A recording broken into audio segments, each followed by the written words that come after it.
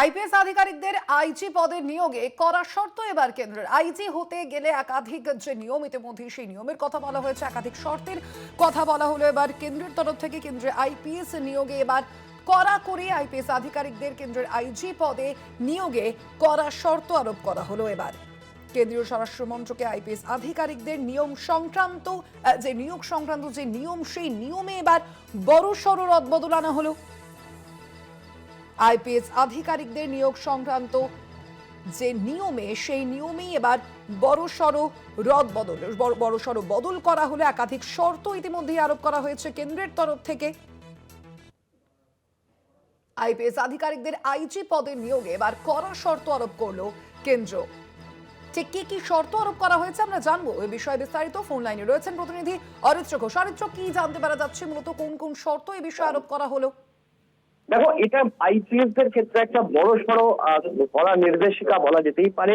তার কারণ গত 28 তারিখে মিনিস্ট্রি অফ হোম অ্যাফেয়ার্স বা স্বরাষ্ট্র মন্ত্রকের তরফ থেকে যে নির্দেশিকা, সেই নির্দেশিকায় বেশ কয়েকটি বিষয় স্পষ্ট করা হয়েছে। কেন্দ্রীয় পর্যায়ে আইজি পদপ্রত্যাশী বা আইজি পদের জন্য যারা দাবিদার, সেই সমস্ত আইপিএস অফিসারদের জন্য 2 বছরের কেন্দ্রীয় চাকরির মেয়াদ বাধ্যতামূলক করলো স্বরাষ্ট্র মন্ত্রক। অর্থাৎ সেন্ট্রালে 2 বছরের অভিজ্ঞতা থাকতে হবে কাজ করার।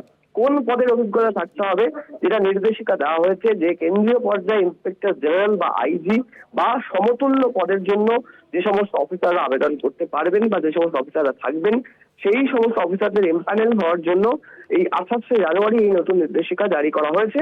এবং বিশেষ করে 2011 ব্যাচের আইপিএস ও তার পরবর্তী যে ব্যাচগুলি রয়েছে আইপিএস দের, সেই ব্যাচের অফিসারদের লক্ষ্য করে এই নির্দেশিকা দেওয়া হয়েছে। নির্দেশিকায় যে পরিবর্তন করা হয়েছে, সমস্ত রাজ্যের মুখ্য সচিবদের কাছে পাঠানো এই বিজ্ঞপ্তিতে বলা হচ্ছে যে আইজি স্তরের প্যানেল ভর্তির জন্য যোগ্য হতে গেলে আইপিএস অফিসারদেরকে এখন থেকে সুপারিনটেন্ডেন্ট অফ পুলিশ বা এসপি, ডেপুটি ইন্সপেক্টর জেনারেল বা ডিআইজি বা সমতুল্য কোনো পদে কেন্দ্রের অর্থাৎ সেন্ট্রাল গভর্নমেন্টের ন্যূনতম 2 বছরের এক্সপিরিয়েন্স থাকতে হবে। 2011 ব্যাচ থেকে শুরু করে সেন্ট্রাল লেভেলে যদি আইজি বা সমতুল্য পদে আইপিএস অফিসারদের প্যানেল ভুক্তির জন্য এসপি বা ডিআইজি পদে ন্যূনতম 2 বছরের সেন্ট্রালের অভিজ্ঞতা থাকতে হবে, এটা বলা হয়েছে সেই বিজ্ঞপ্তিতে। কিন্তু এই পরিবর্তন বা এই গাইডলাইন্স এর কেন প্রয়োজন রয়েছে, দেখো, যেটা স্বরাষ্ট্র মন্ত্রক সূত্র থেকে জানা যাচ্ছে যে কেন্দ্রীয় বাহিনীতে শূন্য পদ রয়েছে।